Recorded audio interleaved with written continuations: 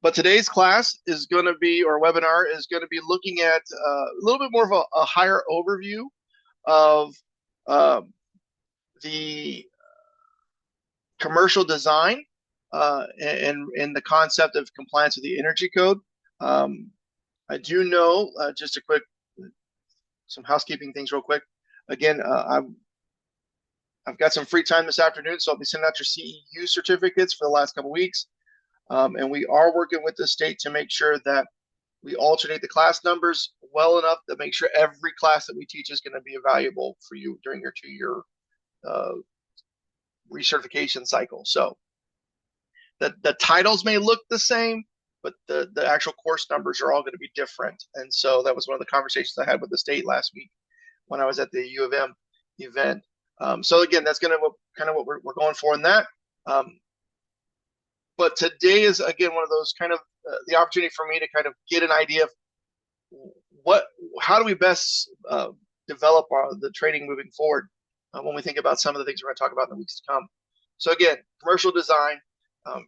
For those of you that may not already know, we represent the Minnesota Energy Code Support Program, which is a program developed by the utilities, provide free resources, education, and training to the team, to the building officials and contractors throughout the state. So if you ever have questions, feel free to reach out to us. Again, we do have a free website that we put together to help guide some of those conversations. I think we got enough people on now, so I'm going to go ahead and throw on our slides for today. For those of you that want to take them and put them in another screen and make some digital notes. But again, one of the things that we do in that website is always going to provide those technical documents. So there's about 22, 23 on there right now. Some are short videos, some are going to be handouts. Again, one of them is going to be the inspection guideline, which we'll take over and look at when we do our inspection series. Also, we've been working with the Minnesota Center for Energy and Environment on a plan review checklist. They've had some problems, it seems like, last week, so that should be getting up there soon. I want to make sure we have it there before our next plan review webinar. But again, looking at this whole conversation, and when I taught the classes last week, I think it's really important, fundamentally important, that when we think about code and how we enforce it, it's really based on our understanding of the reason why, right? For those of you that participated in different tag development, tags for code development, it's really important to understand that the numbers that we make aren't just the values, the concepts aren't just somebody pulls out of a hat somewhere, right? That we've actually put some thought into it. We choose window opening sizes because that's the size that we need to get firefighters in and out. We think of height requirements for occupiable spaces and window glazing, calculations, natural ventilation, natural light. These values are based on a certain expectation of minimum expectations for public safety and uniform construction, right? We want to make sure in the state and its adoption of these codes, and again, looking to the future as things are going through the tag development process, we're always thinking about how do we make sure that what we're doing supports supports life safety, right? And the energy code is one of those things that I think when we talk about it in all reality, really does support the concepts of life safety. When we talked about it last, it provides us that minimum expectation about how we look at construction, how we look at design, to reduce or control, right? I've said that a million times. Code is all about control. And part of that is understanding how we control heat loss or heat gain. More importantly, this time of year, it's heat loss, right? How do we control illumination? We want to make sure people can see as they navigate throughout a building. And then how do we exercise that same level of control over our built environment, right? We make sure that we understand what windows do, and we have expectations for windows. But part of that is because we want to control the environment inside our building. So I think it's, again, one of those fundamental conversations. We had it several times last week. where, it's easy to say the energy code is pushing something when in reality it's not. It's responding. It's reactionary. The conversation we had, for those of you that maybe just drum on, right, from last week, from those of you that I sat down with. But again, when we think about the energy code as a concept, as a piece of this conversation, the energy code is we know the 24 energy code adopted by the state is actually based on a 2019 version of the ASHRAE 90.1 standard. And so really that ASHRAE 90.1 was developed through public comments, heard and discussed in 2017 and 2018. So if you really think about it, some of the concepts we talk about, the newer concepts that are included in the 2019 version of the ASHRAE 90.1 standard are 7 years old. Some of those concepts that have been around for longer than that, they're not pushing the code. They're really responding to reality. And really the question of why do we do this is because, again, we think about the impact that energy consumption has on our community as a whole, right? I get it. It's not necessarily the bright lights and things that we want to see, but in colloquially, one of the things that we recognize is that as we build more buildings and build bigger buildings, one of the things that we always do is we use more energy, and that affects our grid, our grid and infrastructure, right? There's a lot of resources out right now. I'm actually working with the Department of Emergency Management on some grant applications associated with the BRIC funding, the Building Resilience and Infrastructure codes. And again, the reason they're putting that money out there is because they understand that infrastructure is one of those key components of community safety and resilience. And if our community can't rely on its grid because we're building in more and more structures, we're not, and again, I'm not blaming anybody. We all do this, right? We all have subdivisions that go in that nobody talked about. And so is the utility provider, for the water system, for the sewer system, for the power system, for the gas system, are they aware that that's going to happen, or are they going to have to do some major relining in order to meet the demand? I have subdivision. Literally, I was talking to a local city here. They're putting in 220 houses in a subdivision, in a new subdivision. They didn't. That's not part of anybody's plan. And so we got to install a brand new water main, a brand new sewer line. There's got to come in. There's existing electric, but the electric was built for a single facility, a single business. It's now being turned into 200 units, and so there's parts of that we have to start thinking about. And one of the ways to control that type of infrastructure development is through considering energy conservation. Now, in the context of today's class, one of the things I want to make sure that you guys, if you have ideas, and like I said, we're going to do this at a high level today, but if there are specific tasks and conversations or types of buildings that are better for us to use when we start to do these deeper dives into some of these topics, please let me know. Put it in the chat, put it in the Q&A, raise your hand. I'll unmute you, and you can tell me all about it, because I think it's really important that our conversations are Minnesota specific. That the resources we develop for you make sense for you and for what you do day in and day out. But when we start thinking about some of those design considerations, we've talked about, and we'll highlight yet again, that the key to effective code compliance, at least in the energy code, is flexibility, right?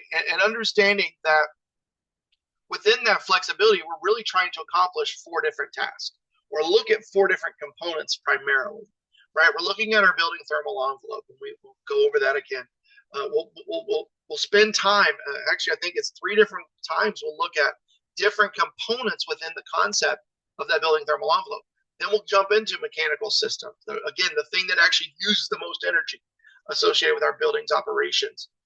Service water heating systems, because again, those are one of those areas of conversation, and power and lighting considerations. Again, obviously we think of lighting and we think about energy, but at the same time, the code is not utility specific in that it's only looking at electrical energy generation. It's looking at efficiency across the gambit of fueling systems And so in the conversation when I taught the class last week on mechanical design, while we did have times that we referenced back to the energy code, and we did that on purpose, a lot of that conversation was kind of removed from the energy code technically, but you still see the same concepts. And we'll talk about some of that when we start to get through this. I think part of the first thing we need to understand when we think about the energy code specifically, and there was a lot of conversation for those of you that participated in some of the different classes. We know that energy code is a hot topic because it can be confusing. But I think that's where, again, we need to take little bites and answer the questions. So if we have questions, bring them up. But when we think about the scoping of 1323 in the commercial energy code, what we're really looking at, the first thing we think about is new construction, right? New buildings, new systems. How do they comply? And the code tells us that new buildings, new systems have to evaluate and provide us certain types of information, right? Certain things. And one of those key considerations from the top of the list is going to be our energy compliance path, because I need to know, how are we going to evaluate this? As a plans examiner, I need to know, what am I supposed to be looking for? In the same way as a building inspector, what level of flexibility are they going to have in the field? But from a design perspective, this is a key consideration because it creates all of the things that we follow after it. Every time we're going to look at plan review, every time we're going to talk about inspections, we talk about it in the context of some identified selected compliance path. Now, obviously, the first thing that we always talk about is this concept of prescriptive compliance, right? That's the section A. That, again, this section is duplicated throughout the code because it says that we have to comply with all the mandatory and prescriptive requirements of these sections, right? That breaks out into, again, building envelopes, HVAC systems, service water, power, lighting, and other equipment. The second form of compliance is going to be our energy cost budget path. Again, that's going to be one of those systems that, again, depending on what we're looking at, most systems that we're only going to be evaluating are going to have mechanical systems because, again, mechanical systems what's using the energy. But what we're looking for is some methodology that takes into account the mandatory requirements of those, again, component sections, but also looks at the overall energy cost of that building, of that proposed building. So if the energy cost meets the standard, right, meets or exceeds the efficiency rating of the design energy cost design, the reference design, then we say, okay, it costs the same or less to operate for a year, then we're good. We're putting some baseline out there that says, apples to apples, this building will perform and monitor and effectively use energy, right? I get into a lot of conversations with a lot of different designers, and there are some benefits to the design community in having this level of flexibility. Communities always say, well, we do this. I have communities that I work with and communicate with regularly that go from both sides. Some that say we want prescriptive only, some that say we want all performance alternatives only, right? Ultimately, what we're doing is we're trying to restrict and control what we're expecting to see. Part of what we want to do as part of this program is give you the resources, give you the information, the knowledge, and the visual experience, practice of saying, okay, this is what I get. How do I do it from here? What's the step-by-step process that we evaluate? And so identifying that compliance path up front is going to be huge to making sure that we have those consistent conversations and we have consistent plan review. And what are those expectations? And talking to Don over at the DLI, one of the things we're going to try to do is I'm going to get back with our plan review team here at SHUMS and say, hey, across all of the jurisdictions we serve, how much time does it take to do plan review, right? I've got a project I just got earlier today that's probably going to take me an hour, to do the energy specific components. And I think there's going to be ways that we can talk about that and really hone in on what is good expectations so that you have an idea of what to expect based on sizes and occupancy types and those kind of considerations and compliance paths. What does it take to do a prescriptive compliance path versus one of these performance alternatives versus Appendix G, which is going to be the performance rating path? Again, you're going to follow those same expectations, but we're going to have some non-dollar sign quantification of energy performance and say, okay, it performs just as well as the reference standard. So again, that flexibility is important to recognize in any situation, whether again it's new building, new construction, or when we talk about new portions of buildings, new systems and equipment, right? We call this generally additions, right? When we start talking about additions, that's when we're starting to think about these types of concepts, right? New portions of a building. We add a 7-story, addition to a hospital. That's a new portion. When we replace certain systems, right? We decided that we're going to replace this boiler with another facility. We want to make sure that we have, adequate consideration of the energy efficiency of those projects. And I think that's one of those key components that we don't really get a hold. That's one of those things where I think we really run the potential of having inconsistency, right? If I, how many times do I get as a plans examiner or as a building official get in a plan that says, hey, we're doing I call it bait and switch, right? Or a like for like replacement of an HVAC system. Well, one of the things I'm going to do is expect that if I'm going to be energy code compliant, I'm going to say, what was the equipment that you are replacing, right? I want to make sure that if I'm replacing a 60,000 BTU system with an 80,000 BTU system, I'm looking at a couple different things, right? I'm making sure that by both I meet the demand. You're not replacing a 60 with a 40, right?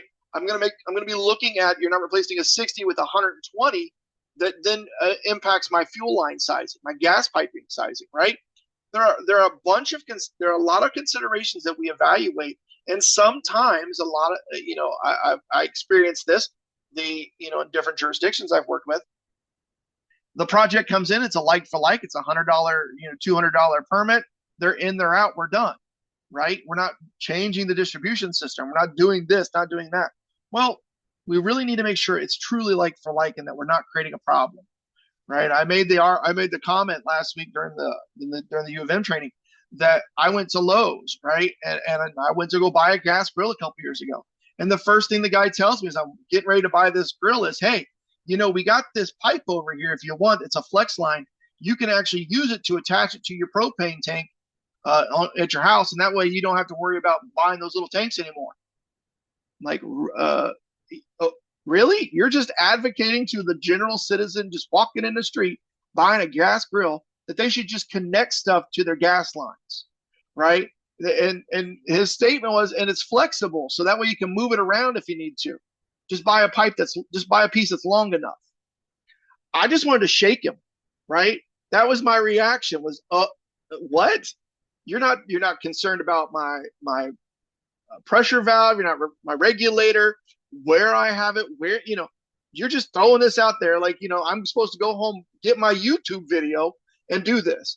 And that's a reality, right? I will tell you, I'll be the first one to admit it. I have done some stupid things because of YouTube videos, and sometimes I've learned my lesson, right? There are times the first time I tried to do some major engine repair to my car and use a YouTube video, I realized I'm not made for this.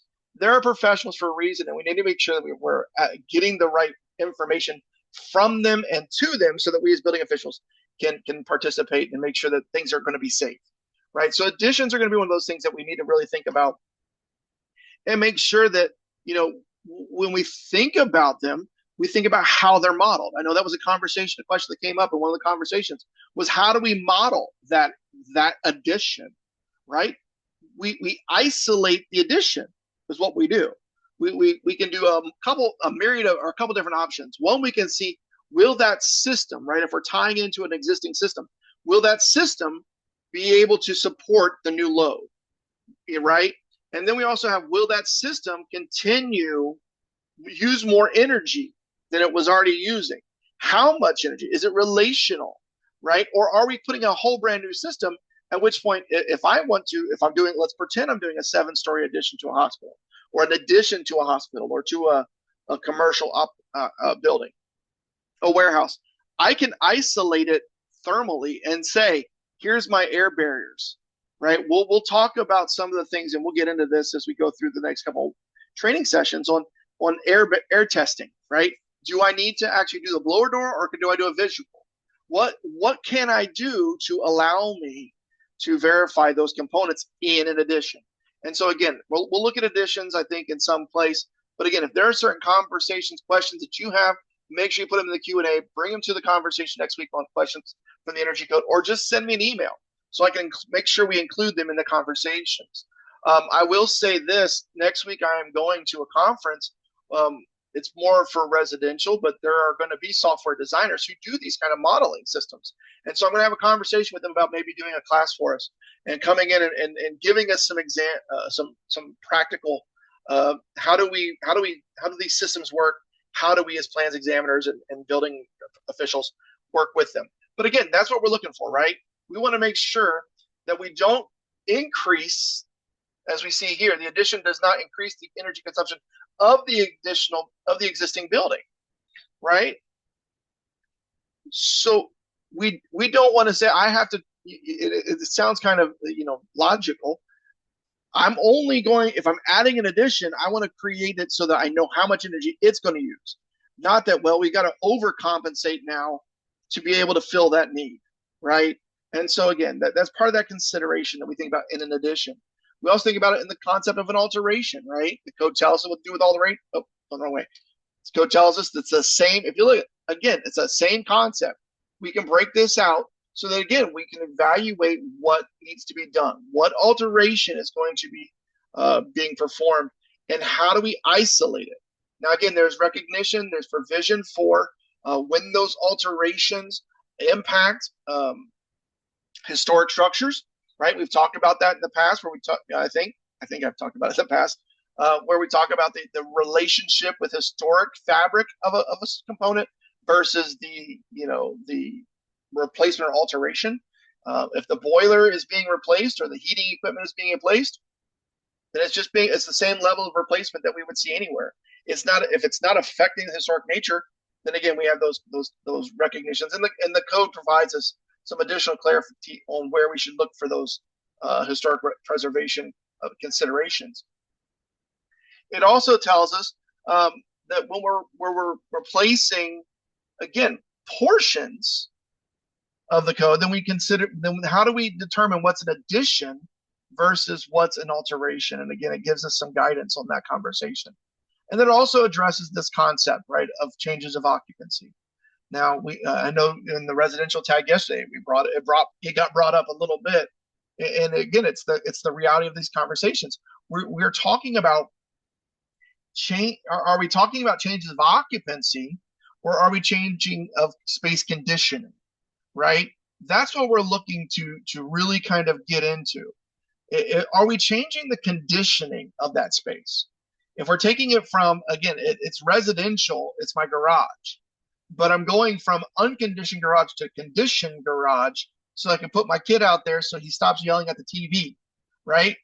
Then I'm changing the conditioning as much as I am the occupancy. Now, generally, when we think about occupancy, we're always thinking, okay, we're taking it from an assembly use to a mercantile, or an assembly to a residential, or that's your general considerations for occupancy modification. But again, think about it in the context of how are we changing the conditioning?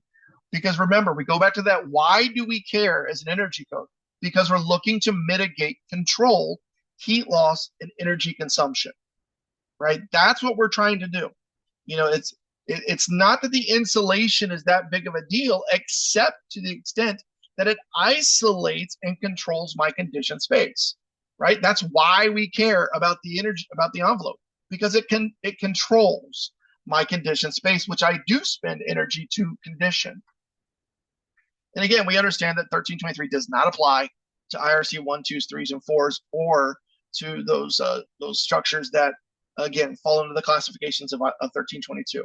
So we get that, but there are going to be situations when we might be talking about residential compliance, which is what the code provides, in dwellings that don't fall under 1322. And again, same consideration. Basically, my point again, when we talk about mixed occupancies, remember, we're talking about, there are going to be places, there will be times when maybe we have a mercantile or a use on the first floor, or in a corner of a multifamily. Maybe that's the office space. Maybe that's going to be, some kind of a rent, not rental, but a site supervisor space. That's going to be treated differently than the residential around it, right? When we drive through town, we all the time we see more and more of these condo style or townhouse style buildings being built. And again, if they have rental offices, that rental office isn't going to be treated the same as a dwelling unit, right? And that's something we understand. Now, like we said before, when we do energy code compliance, it all starts out on paper. And so that's where we get those ideas about, what are the expectations for those construction details.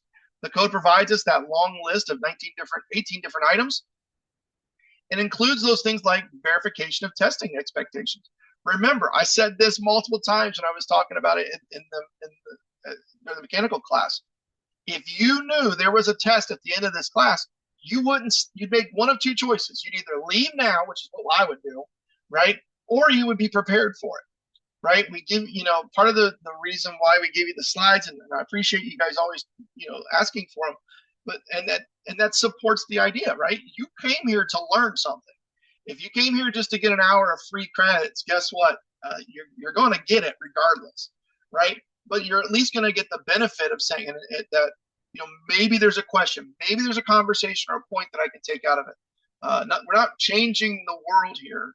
The code's been around for a year, and so you've read the code, but now how do we apply it effectively? And again, it begins with this concept of paper and understanding that what are we expecting from the code on those details. And remember, and we've talked about this before, energy compliance requires inspection. Plans examiners cannot sit at their desk with a pair of binoculars and see every building, right? You have to have that relationship, and the code recognizes through the use of required inspections, right?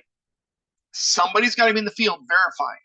There's no point to verifying it if to designing it if we're not going to verify it, right? Again, if I use the example of a car, you made this, you designed a car to have certain speakers, and nobody ever checked to make sure the speakers are installed or hooked up properly, then what was the point of putting the speakers in the car? Same concept here, right? I use the example. If I am in my car and I want to turn on the heat, which I like 68, 69 degrees, and I turn on that heat and I can't get to it because the heater coil is broke, the heater coil doesn't work, it's not properly connected to the distribution vents, then I've got a problem.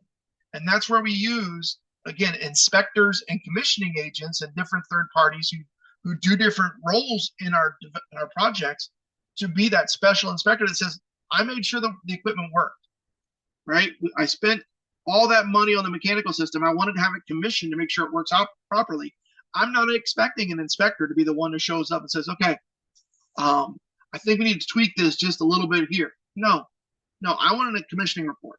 And I want to make sure, and again, we've talked about submittal before, I want to make sure before I issue the CFO, I've got all the things I need, because I'm not going to be the one responsible when the owner calls back and says, well, this hasn't been working right. Oh yeah, well, we never did get that final report. Did they ever send it to you? No, right? We want to have that recordation for our own process. And again, digression, you guys know that. When we start thinking about things like the building thermal envelope, obviously there's those four key considerations: insulation, fenestration, and air leakage, and how all that works together, right, through the concept of insulation. And that insulation comes in a variety of different styles and levels of thermal resistance and air impermeability. And so we need to understand what we're looking at when we design a building, and whether we're following that prescriptive path, right? Give me the table, tell me what it is, tell me, I can find a number on a chart and say, this is the minimum, this is the maximum, these are my expectations, right? We get that concept, but do we see it consistently throughout the process? Because that material is going to both resist heat conduction and airflow. We need to have both considerations in that design. It's not just about, like we talked about with metal buildings, it's not just the insulation. What type of insulation? Where is it in the system? Is it separating? If you remember, we talked about metal buildings. Metal buildings are metal frame, metal skin, metal building, right? That's how you determine a metal building versus a metal framed building in the context of the code, right? steel framed as if it's just the framing. And we have some other type of exterior cladding. If we're doing an all metal, metal skin, metal building, then that impacts what we do for thermal bridging, right? Those are considerations we need to know. How are we getting to where we're going, and how are we resisting, again, airflow in that process? Now, remember, we talked about, before, R values and U factors are not new concepts. The R value came out in 1945. We can see it right there. And the U factor came out in 1701, right? They've been around for a long time. There's nothing new here. And so the concept of this R value is a new idea. No, you go out to Menards and you can go right to the insulation and see R38 right on the side of it. You can see the R10, whatever that resistance value might be, and you can calculate the U factor based on all the components in that system. So if we're looking at a wall design, we can easily say, here is my wall. It's a wood frame wall. I'm looking for it in either a residential or commercial application. What am I expecting to see? And we can calculate that U factor through either a mathematical calculation, through one of the ASHRAE pre-calculated values, through a design calculation. There's a variety of methods for calculating it, but basically what we're doing is adding up the R values of all the different components within that assembly and saying how much does it resist or control heat loss, right?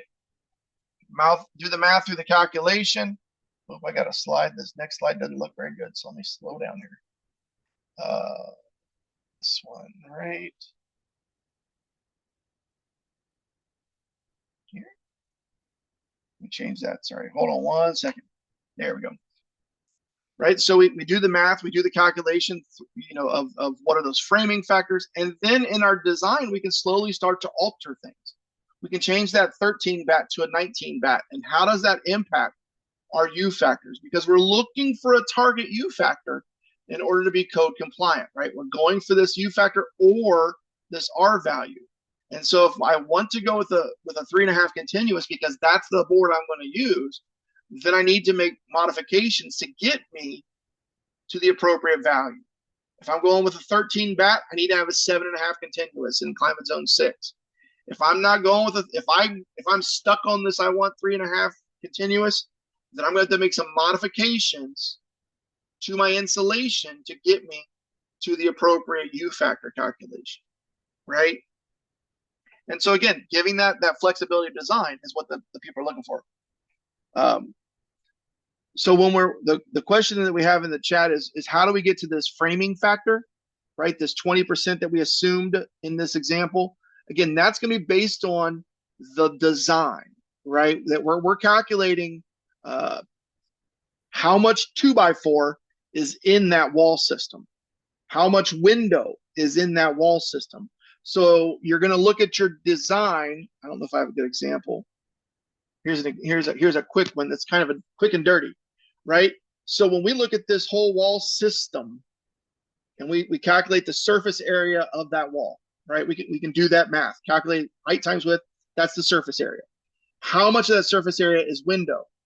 How much of that surface area is going to be wall framing versus wall cavity? So again, there's not a quick, hard, and fast number that says every time it's 20%. That's reflected by the wall design, because you may have a wall that has more glass on one side and more wall on the other, right? And so you may, again, that number is going to change, and that's why it's important when you do when a designer does the calculations. That's the values that they're putting in there. When you think about a thing like ComCheck or ResCheck, right? When we put in that design, which we'll do another class on that.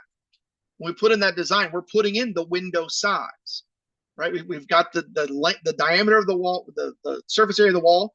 We've inserted a window in that wall. Now we know that we're going to do 16 on center, 24 on center. Are we going with an 8-foot on center because, however our design may pull out? That's going to change our framing factor, right? But that's what ultimately, that's why it's not, there is some math behind that calculation, right? If you do 16 on center, you're going to get on a wood frame wall with some normal size windows, 2 or 3 windows, you're going to get about a 20%. If you do do 24 on center, I think it's 24, it gets down to like 18% of the wall is wood versus cavity. So that's what you're really trying to calculate. It's how much cavity in that wall design, because that way you can calculate how much thermal resistance is that entire assembly providing. Hopefully that clarified it a little bit. And again, that's where we get into this concept of the simulation programs, the groups that I'm going to talk to next week. And again, whether that's a res check or a com check or some other calculation system, we're saying this much wall, is this, that's how much window space we have in that wall surface area.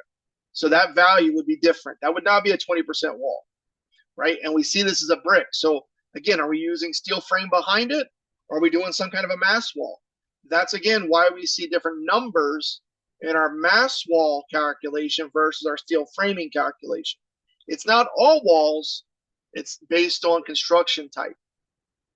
And when we find something that does not, just quick clarification, we'll talk about this more in insulation. If we have something that does not fall easily within these calculations, that's where the word other comes in, right? Or we can have that design calculation. Some jurisdiction immediately punt and say, if you can't meet the requirements prescriptively, you have to evaluate it through a performance alternative. And so again, that might be a sonar question, but that's probably what I would end up doing.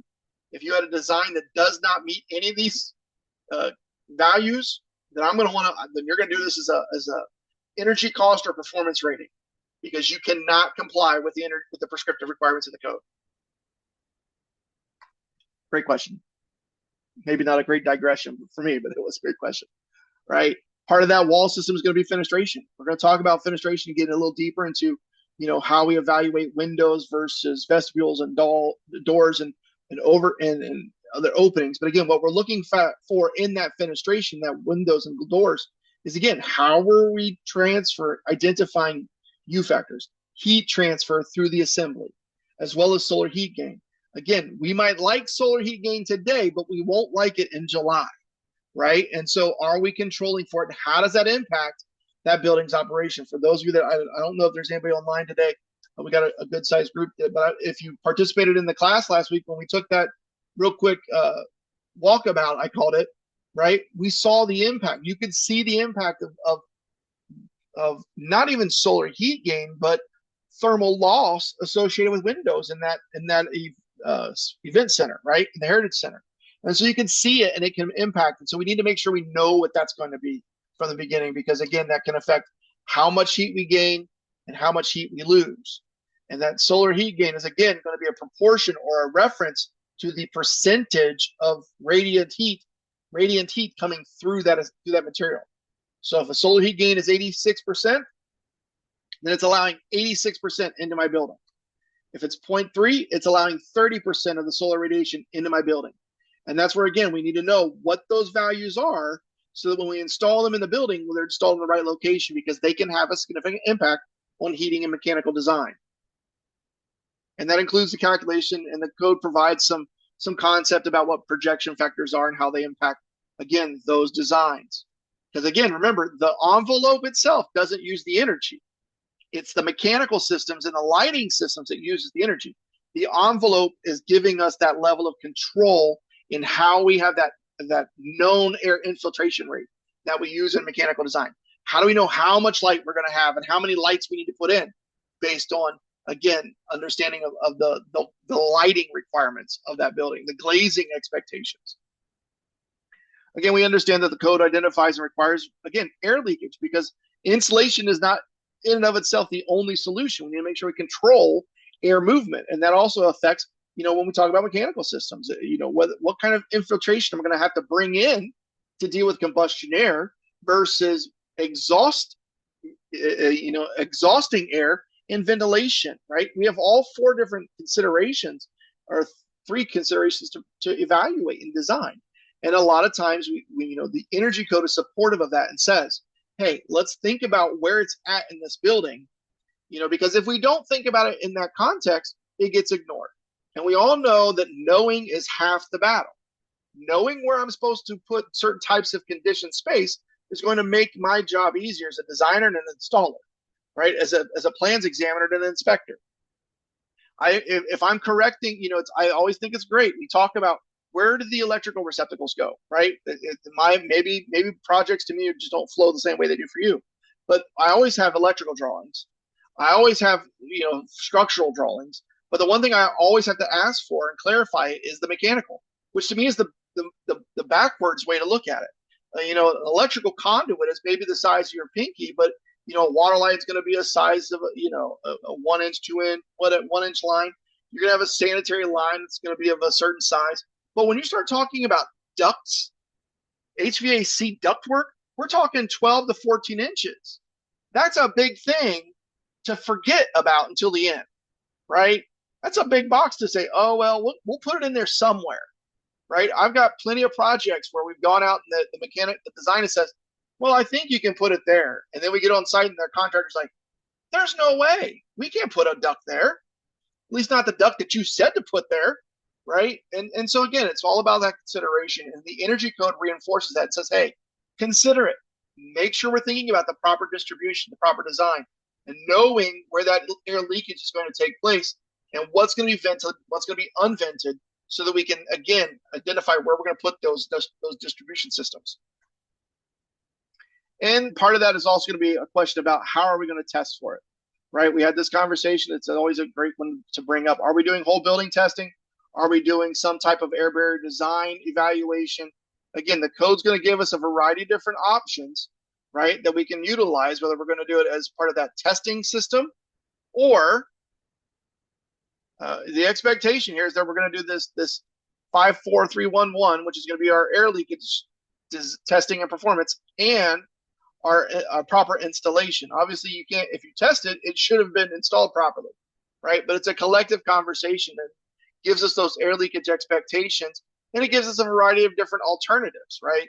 Times when we're not going to see it, but we also know that, again, that air barrier is going to be installed so that we think about joints, components, and different sealing of these different systems. And we'll talk about air sealing and air leakage later, both as a testing concept and in an installation or design, inspection, and plan review process. And also through, again, considerations like other fenestration, like vestibules, revolving doors, loading docks, those kinds of considerations that the code addresses to, again, allow us to control how much airflow goes in and out of a building. I was in December, I was in town and staying in St. Paul. And the hotel down where I was staying, the two self-closing doors of the vestibule opened at the exact same rate, the exact same time they opened. And so in December in St. Paul, it was not warm, right? This isn't Aruba. And you guys know this. And so the airflow going in and out of that space every time somebody passed that door was ridiculous. And the poor guy at the check-in counter at the hotel had a ceramic heater on the desk because it was so cold. And my first response to him, I just felt bad for him. So because some of us, we're at least me, I'm a dork, right? So when I walked in, I said, hey, it'd be a little bit warmer in here if you got maintenance to offset those door sensors. What do you mean? I said, well, those doors open both at the same time. Well, yeah, they're not supposed to. They're not supposed to. It's supposed to open and close when I approach it, not as soon as I approach one, both open. And they had adequate separation, which was why it was confusing to me. But again, those are considerations that we need to think about in the code addresses. Mechanical design, we've talked about mechanical before, but part of this is where it's the biggest energy consumer of our building. And so when we think about it in relation to the building, to the mechanical code, the fuel gas codes, we're basically following the same expectations, right? We're looking for a proper design, proper distribution, that our equipment is properly sized and efficient, and then we have controls. If you read the mechanical code, those are all considerations identified in the mechanical code. We design a system, right, to meet the needs of the building. We have to know those needs in order to meet those needs. And then once we pick that, the only thing that we add in technically is the efficiency rating that we identify in the energy code, right? The mechanical code tells us we have to properly size it to meet the load. The energy code just says when you sized it, pick a piece of equipment that meets the minimum expectations for efficiency. And again, that's where we drive back to that. And again, we're talking about a series of tables in the 24 Minnesota Commercial Energy Code, a series of tables that were created back in 2017-18. So they're 7 years old the moment they got enforced. And so again, we're not pushing an envelope. You can go out and find equipment if you look for the equipment that meets those requirements. You're looking for a 200, 300,000 BTU system that gets 80% efficiency. If that's what you're looking for, you can find it, right? We can find a ground source heat pump or a heat pump that has the appropriate coefficient of performance. Those are all considerations we'll talk more about when we talk about it and we'll get into mechanical systems. But again, we know there are certain expectations for simplified approaches to design and what that means. Again, providing flexibility. You can follow the simplified approach. You can find these standard rating methodologies for equipment.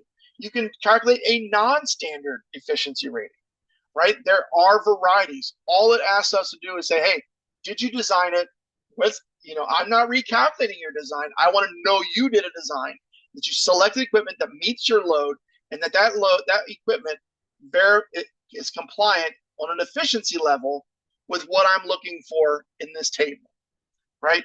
I think one of the things that we can always think about, maybe talk about, who knows how it, I did send it up the flagpole. We might have some more conversation about a code proposal to the mechanical code to add this at the, these tables or these sections to the mechanical code. So you have one book that has it all.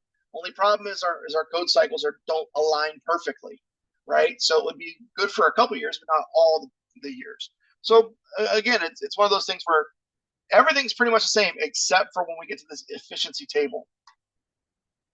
We expect those same expectations when we have controls, right? Mechanical systems expect control. Mechanical code expects us to have a control, right? It doesn't go into the full length that we see all the time with some of these setbacks and shutdown periods, but it does expect that we're going to have a control, because what's the point of having a system if you don't turn it on and turn it off, right? And so again, that's where the energy code comes in and say, hey, if nobody's using it because nobody's at work, then why do we have the system still running?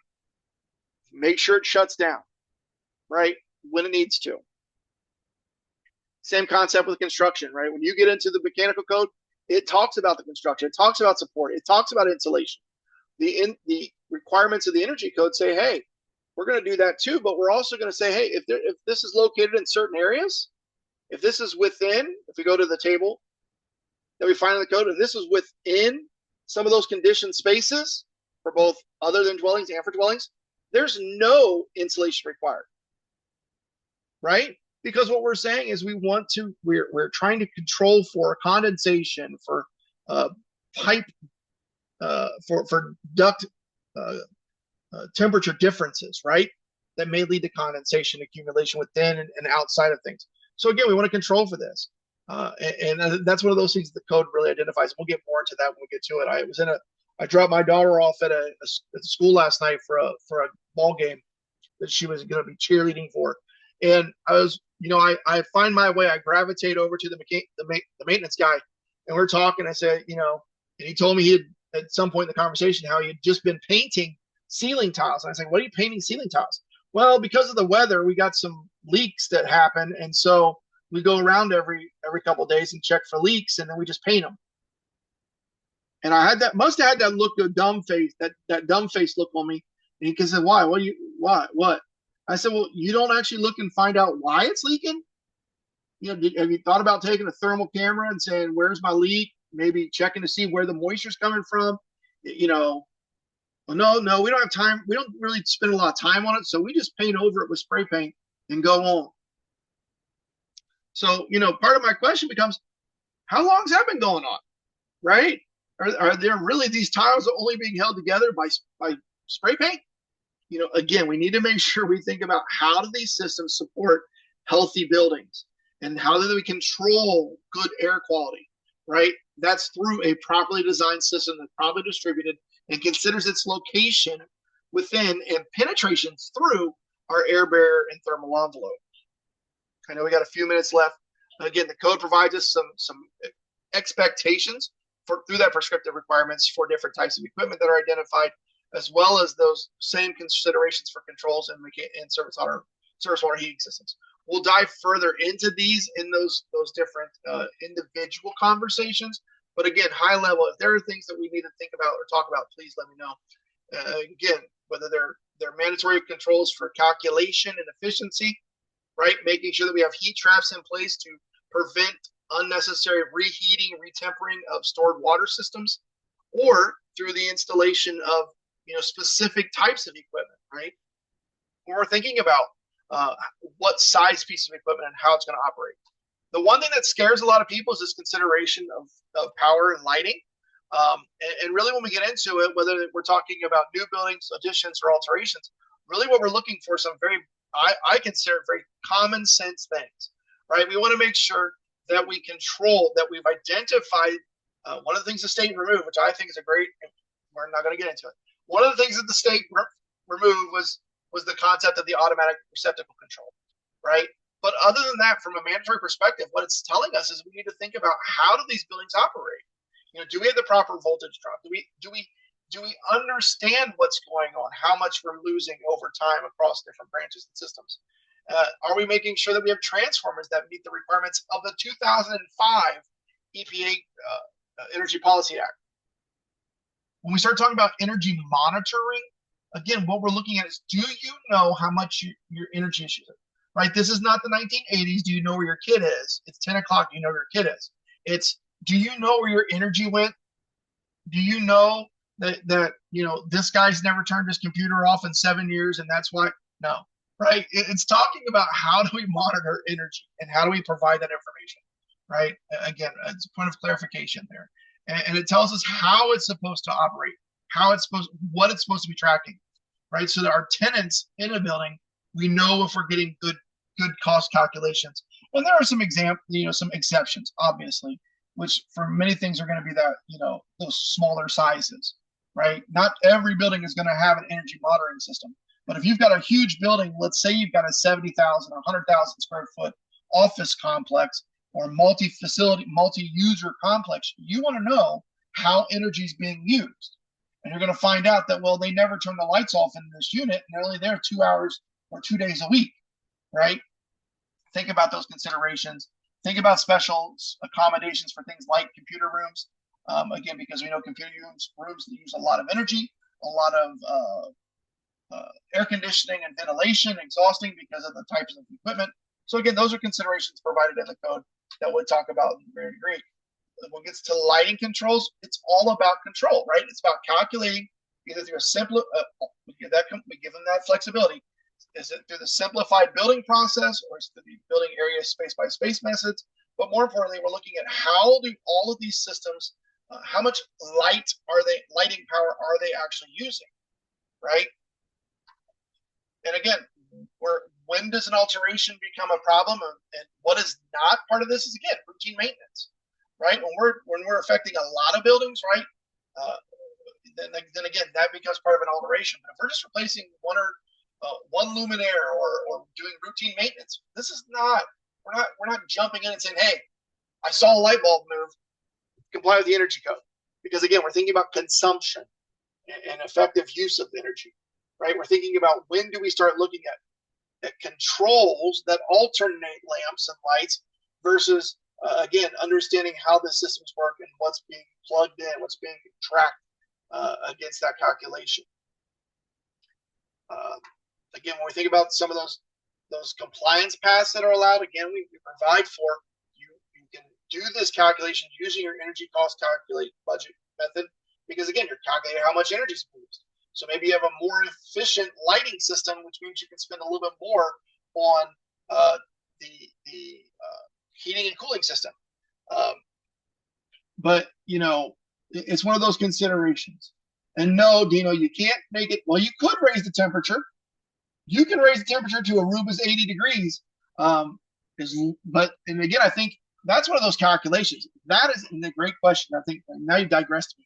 So when you start thinking about, that might not be a good option under a prescriptive path, but it would be a perfect example of doing something under the energy cost budget, right? Because you can modify that design, that reference standard to say, okay, apples to apples, this building is going to operate. we have refrigerated buildings, right? I have a Dole lettuce plant, right? A Dole lettuce plant operates at a lower temperature than 68 degrees, right? So when I compare it for energy cost calculation, I'm going to set both of those temperatures at the same level.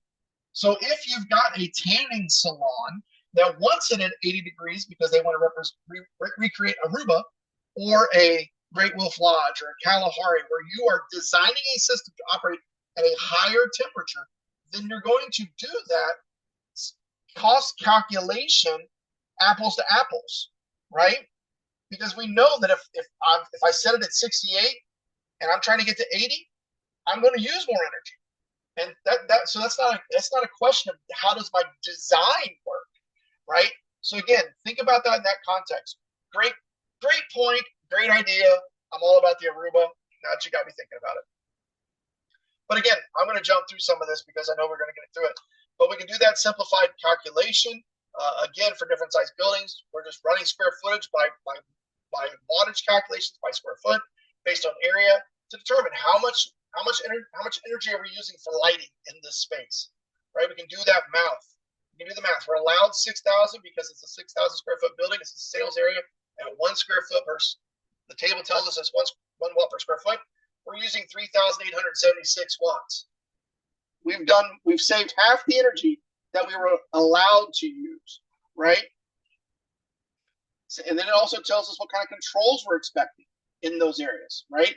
That we have automatic dimming, that we have, the general lighting is reduced by 75% when non-business hours. They run 24 hours, guess what? They run 24 hours. But again, if they have a shutdown period, we know what it's expecting. Again, same thing with building area method. We'd be calculating, is this an office or is this a school? Is this a library or is this a warehouse?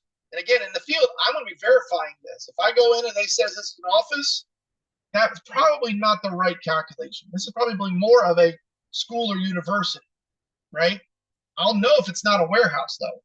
And so that's one of those things that we evaluate in that process. We can do the space by space where we take those sections and we break them into smaller areas, right? So we may have classrooms and common areas versus offices, right? Just because there's an office here doesn't mean this whole building is an office.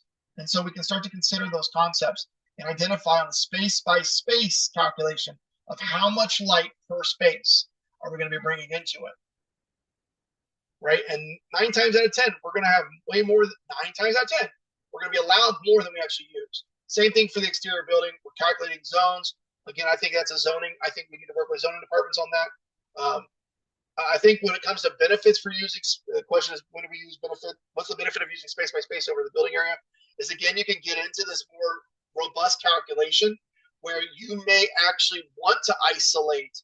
I'm only using. I've got more. If you think about it like this, a library back in the day actually had stacks and reading areas, right? A modern built library is going to have a little bit of space for reading and a lot of space for storage. And so I'm going to be able to call those different things. I might be able to say that's part of a warehouse or that's not part of the warehouse. So again, you can really kind of fine tune your cost calculation. And again, that's one way to demonstrate compliance or to get like an Energy LEED certification. Some people want those nice accolades at the end of the project. I'm going to jump. I'm going to jump. So we're going to go. There's some conversation. We'll talk about equipment eventually. Again, if you have any questions, obviously, I love the conversation back and forth. Send them to me. Always throw them into the chat. Remember, next week we're going to bring your energy code questions. Our entire team should be online to talk to you and have answer the questions that are out there, and then we'll get back into plan. Now remember, we meet every week this year, and what we're trying to do is do a plan review in the first week of every month, inspection focus the second week of every month, and then the last 2 weeks of the month are going to be more of these general conversations about design or unique weird things like entrances. How do we deal with vestibules, right? And so always if you have any questions, let me know. Use your survey to write down any questions you might have or directions that you want to give us on things we can do. We've always got the helpline. Again, you can check it out. You can scan the QR code, send us a comment. I've been trying to come up with some frequently asked questions. I will get your CEUs out today, right? I appreciate that. And so hopefully you got that book. I sent you. There's a few of you that asked for Energy Code books, so I shipped those out to you before I left Minnesota last week. But if you have any questions, feel free to reach out to me. If there's anything I can help you with, again, let us know. I think we've got some trainings coming up. Like I said, the ICC Region 3, but I think we're also getting back into our community training. So if you want to host a training, let us know. We'd be more than glad to come out there and do a training for you for free for you and your community and your contractors. So you guys have a great week. Be careful, and I will see you soon. I think I got you. My name Bo.